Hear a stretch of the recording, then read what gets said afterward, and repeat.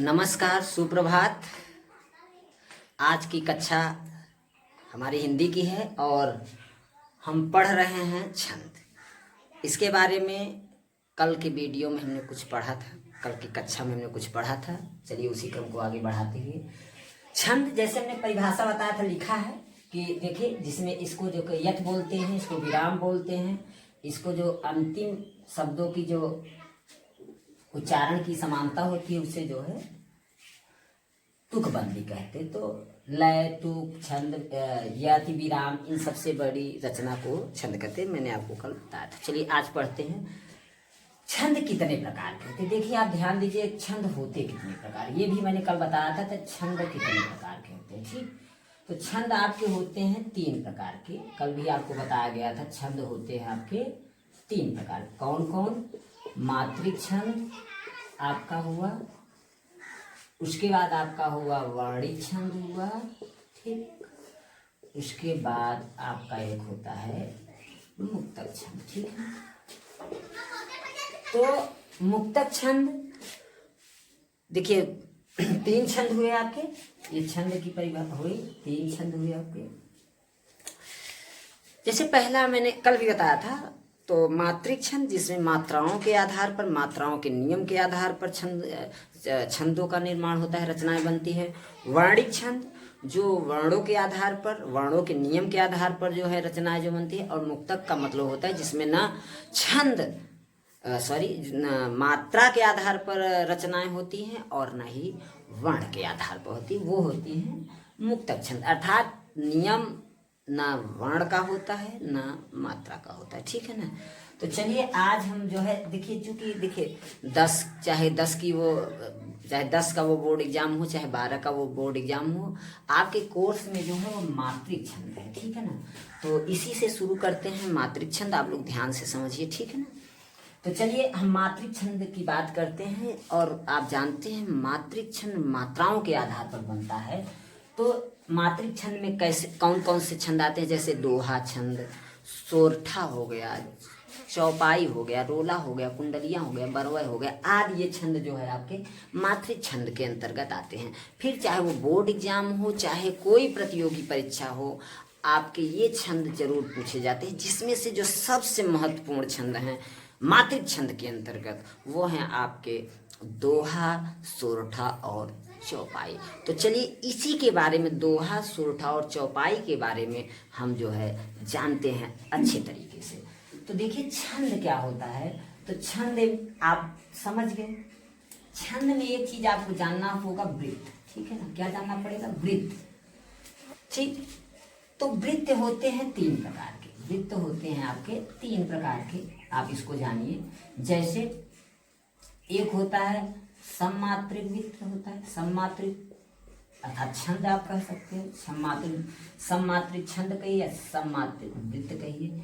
एक होता है अर्धसम, एक होता है अर्धसममात्रिक, अर्धसममात्रिक होता है एक वृत्त, ठीक है ना। एक होता है आपका विषम, ठीक है ना। ये आपको जानना है, विषम मात्रिक होता है, ठीक है। अब क्या होता है सममात्रिक, क्या होता है अर्धसममात्रिक और क्या होता है विषम, ठीक। जैसे आपको ये छंद मैंने लिखा है, अगर आप गौर करें तो यहां से लेकर यहां तक आपका ये जैसे इसको हम लाइन खींच दे, ठीक है ना। इसको मैं लाइन खींच दे रहा हूं, ठीक है। इस तरीके से यहाँ जो कामा हुआ था ये आपका पहला चरण हो गया, और कामा के बाद यहाँ पूर्ण विराम तक आपका दूसरा चरण हो गया, और इधर आपका तीसरा चरण, और इधर आपका ये चौथा चरण होता है, ठीक है ना। तो यहाँ वृत्त जो सममात्रिक वृत्त या सममात्रिक छंद कहिए, अर्धसम और विषम, ये जो मात्रिक हैं छंद, ये जो वृत्त हैं, इससे पता चलेगा कि सममात्रिक कौन होता है, अर्धसम कौन होता है, विषम कौन होता है, ठीक है ना। तो जैसे ये छंद है, छंद में कामक इधर पहला चरण होता है, ये पहला पद माना जाता है, और इधर जो होता है आपका ये दूसरा पद माना जाता है, ये तीसरा और ये चौथा। इस तरीके से अगर हम देखें तो देखिए ये आपका 4 चरण हो गया। ये आपका पहला, दूसरा, तीसरा और चौथा। एक तरह से देखा जाए तो छंद में 4 चरण हम कह सकते हैं ज्यादातर, ठीक है ना। तो ये आपके 4 चरण हुए। तो पहले और तीसरे में ध्यान दीजिए, ये पहला और आपका ये तीसरा हुआ। तो यदि पहले और तीसरे की मात्राएं, यदि पहले और तीसरे की मात्राएं, अर्ध सम हम बता रहे हैं, पहले और तीसरे की मात्राएं और दूसरे और चौथे की मात्राएं अगर आपकी बराबर हो, ध्यान दीजिए क्या हो, बराबर, क्योंकि सम लिखा है, सम का मतलब ही है बराबर, लेकिन अर्ध सम है ना, तो पहले और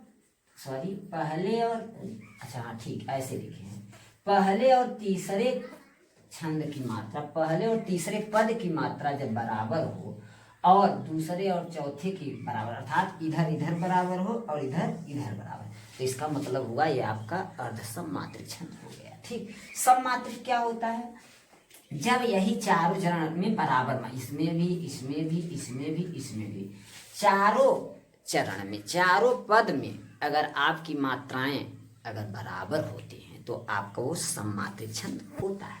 ठीक है ना, तो अगर चारों चरण जैसे चौपाई होती है, अगर इसमें 16 है तो इसमें भी 16, इसमें 16, सब अगर प्रत्येक पाद में अगर आपकी मात्राएं बराबर होंगी तो आपका वो सममात्रिक छंद होगा। और अगर आधा, एक पहला और तीसरा बराबर हो और दूसरा और चौथा बराबर हो तो आपका ये हो जाएगा अर्धसम। ठीक, विषम क्या होता है, इसको देखिए फिर से, सममात्रिक क्या होगा, सब चारों पादों में चारों चरणों में आपकी मात्राएं बराबर होंगी। ठीक, इसमें अगर 16 है तो प्रत्येक में 16 होगी। ठीक है, अर्धसम क्या होता है कि पहले और तीसरे में बराबर हो और दूसरे चौथे में बराबर हो। सपोज करिए जैसे इधर 11, अगर मान लीजिए इधर 13 है तो इधर भी 13 हो, तो ये तो बराबर है, लेकिन इधर भी अगर हम 11 कहें इधर भी बराबर, तो ये क्या होना चाहिए, बराबर। लेकिन अगर यहीं हम 12 करते हैं तो एक साइड में पहला और तीसरा चरण तो बराबर है, लेकिन आपका दूसरा और चौथा चरण बराबर नहीं है। इसमें एक में 11 हो गया, एक में 12 हो गया। तो इस तरीके से ये तो ना सममात्रिक तो है नहीं, और इसको हम अर्धसम भी नहीं कह सकते, क्योंकि अर्धसम का पहला और तीसरा बराबर होना चाहिए और दूसरा चौथा। तो पहला तीसरा तो बराबर है, लेकिन दूसरा और चौथा आपका बराबर नहीं है, तो इसलिए इसको हम कह देंगे विषम। क्या कर देंगे, विषम मात्रिक हो गया आपका।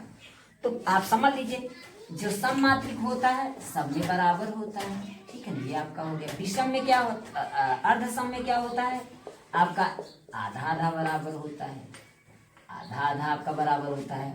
और विषम में क्या होता है, अगर मान लीजिए इधर 13 12 है, इधर 12 है, इधर 18 कर दिए, 15 कुछ कर दीजिए, तो विषम हो गया। ठीक, तो छंद जानने के लिए आपको वृत्त जानना जरूरी है कि हमारा जो वृत्त है वो किस प्रकार का है, सममात्रिक है कि अर्ध सममात्रिक है कि विषम मात्रिक है, ये आपको जानना जरूरी है। ठीक है ना, एक चीज ये आप जान गए।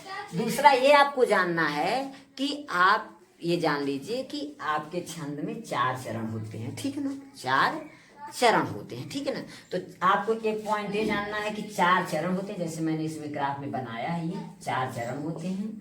और उन पहला स्टेप आपको छंद कितना चरण है, कितने पाद हैं, ये आपको जानना है। ठीक है ना, एक पहला स्टेप। दूसरा स्टेप आपको ये जानना है कि वो सममात्रिक है कि विषम मात्रिक है, और वृत्त जानिए आप कैसा है, अर्थात सममात्रिक है कि विषम मात्रिक है कि अर्धसम मात्रिक है, ये आपको जानना है। ठीक है ना, तो ये आपको, और उसके बाद फिर उसमें कितनी मात्राएं होंगी तब आपको मात्राएं जाननी है। ठीक है ना, तो चलिए शुरू करते हैं। सबसे पहले जैसे मात्रिक छंद के अंतर्गत आता है आपका दोहा। ठीक है ना, ये आपका दोहा हो गया।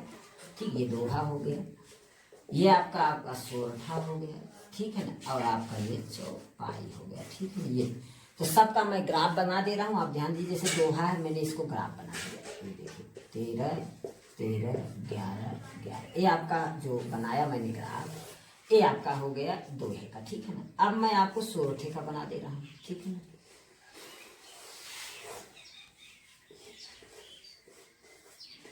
ये जो मैंने आपको ग्राफ बना दिया ये आपका सोरठा का हो गया। ठीक है ना, तो सोरठा को हो गया। तो चलिए चौपाई का इधर बना दे रहे हैं। ठीक है ना, चौपाई का इधर बना दे रहे हैं। ठीक, ये इधर मैं ग्राफ आपका चौपाई का बना दे रहा हूँ। ठीक है, चौपाई का ग्राफ क्या होता है, ये होता है। ठीक है, ये आपका चौपाई का हो गया। ठीक है ना, तो देखिए आपको जानना क्या है, पहले छंद की परिभाषा आपको जाननी है। आपको पहले ही बता दिए छंद होते कितने प्रकार के हैं, 3 प्रकार के हो गए। ये आपका पहला, दूसरा और तीसरा हो गया। इस पहले में आपको मात्रिक छंद जानना है। छंद जानने से पहले आपको वृत्त जानना पड़ता है कि वो सममात्रिक है कि अर्धसम है कि विषम है, ये आप भी जान गए, ठीक है ना। चरण भी आप जानते हैं, चरण कितने होते हैं, 4 चरण होते हैं, ठीक है ना। और आपको अब मात्राएं आपको बता दे रहे हैं, इस तरह आपकी परिभाषाएं हो जाएंगी। आप इसको ध्यान से समझिए। देखिए दोहा छंद का सबसे पहले आप बताइए कि कितने पाद हैं। देखिए चरण आपको बताना पड़ेगा पहले, फिर आपको वृत्त बताना। वृत्त मतलब हमारा सममात्रिक है, विषम मात्रिक है, अर्धसम, ये वृत्त। तब उसके बाद देखिए मात्राएं लिखी है, तीसरे स्टेप पे आपको मात्राएं बताना कैसे। अब देखिए दोहा छंद की परिभाषा में आपको बता दे रहा हूँ, ठीक। जैसे सबसे पहले आप बताइए, ये आप इसमें परिभाषाएं में दिया, पहले वृत्त बताना पड़ता है। जैसे ये 13 13 11 11, ये परिभाषा। 13 इधर है, ये पहला चरण हो गया आपका, ये दूसरा हो गया, ये तीसरा हो गया और ये आपका चौथा हो गया। तो पहला और तीसरा देखिए 13 13 है और इधर दूसरे और चौथे में 11 11। इसका मतलब ये हुआ दोहा आपका अर्धसम्मात्रिक छंद हुआ, ठीक है ना। तो आप परिभाषा बताइए कि दोहा एक अर्धसम्मात्रिक छंद होता है। देखिए आप समझ गए ना, क्योंकि आधा आधा पहले तीसरे में बराबर है और दूसरे चौथे में बराबर है, इसलिए आपका ये जो दोहा छंद है वो अर्धसम्मात्रिक छंद है। तो पहले आपको बताइए कि दोहा एक अर्धसम्मात्रिक छंद होता है, ठीक।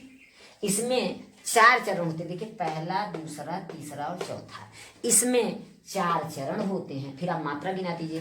पहले और तीसरे चरण में 13 13 मात्राएं और दूसरे और चौथे चरण में आपकी 11 11 मात्राएं होती हैं, ठीक। दोहा की परिभाषा बन गई। दोहा एक अर्धसम्मात्रिक छंद कैसे पता चला आपको बता दी, चूंकि आधा आधा बराबर है। तो दोहा एक अर्धसम्मात्रिक छंद है। इसमें 4 चरण होते हैं, पहला, दूसरा, तीसरा, चौथा, 4 चरण होते हैं। पहले और तीसरे चरण में आपके 13 13 मात्राएं और दूसरे और चौथे चरण में 11 11 मात्राएं होती हैं। ये आपका हो गया दोहा। सोरठा में आइए, देखिए सेम वही है, अर्धसम ये भी है, ठीक है ना। तो इसके हो गए सोरठा एक अर्धसम्मात्रिक छंद होता है। इसमें कितने चरण है, 1 2 3, ये जो स्टेप बनाए हैं इसका मतलब पहला, दूसरा, तीसरा, चौथा। तो सोरठा एक अर्धसम्मात्रिक छंद होता है। इसके पहले और तीसरे चरण में 11 11 मात्राएं और दूसरे और चौथे चरण में 13 13 मात्राएं होती हैं। कहा जाता है कि ये दोहे का उल्टा होता है। क्यों? क्योंकि उल्टा इसलिए कहा गया, इसमें पहले और तीसरे में 13 होती हैं, इसमें दूसरे और चौथा में 13 होती है। इसमें दूसरे और चौथे चरण में जो है 11 होते हैं, इसमें पहले और तीसरे चरण, इसलिए इसको कहा जाता है ये दोहे का उल्टा होता है। तो आप परिभाषा ऐसे आप बना सकते हैं। पहले आप चरण बता दीजिए या पहले मात्रिक छंद बताइए, हमारा सममात्रिक है कि विषम मात्रिक है कि अर्धसम्मात्रिक, आप बताइए। तो ये भी बन गया आपका, ये अर्धसम है, ये भी अर्धसम है। 4 चरण है और चारों चरण में क्या मात्राएं लिखी आप बता दीजिए, ठीक। अब आइए चौपाई। चौपाई में देखिए मैंने आपको बताया कि जैसे सब में बराबर है, अगर चारों पाद में चारों चरण में आपकी मात्राएं बराबर है तो आपका सममात्रिक हो जाता है, ठीक है ना। तो आप बताइए कि चौपाई एक सममात्रिक छंद होता है। इसमें 4 चरण होते हैं।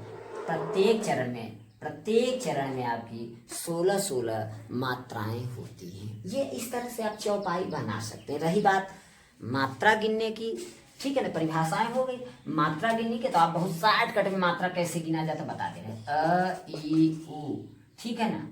री जो भी छोटा बोलो आप, जो जिसको भी अपने सेंस छोटा बोलो उसकी एक मात्रा, इसके लघु बोलते हैं। और जो उसको आप बड़ा कहो उसको आप जो है दीर्घ मात्रा बोलते हैं या गुरु बोलते हैं उसको, ठीक है ना। दीर्घ या गुरु, इसकी जो है ये मात्रा लिखी जाती है, ठीक। तो जैसे अ ई उ आप कितनी बोलते हैं, एक मात्रा, ये क्या हो गया छोटा। बाकी जितना है आपका वो बड़ा। बहुत शॉर्टकट बता दिए। बाकी और भी नियम है, नियम आपको बताया जाएगा, ठीक है ना।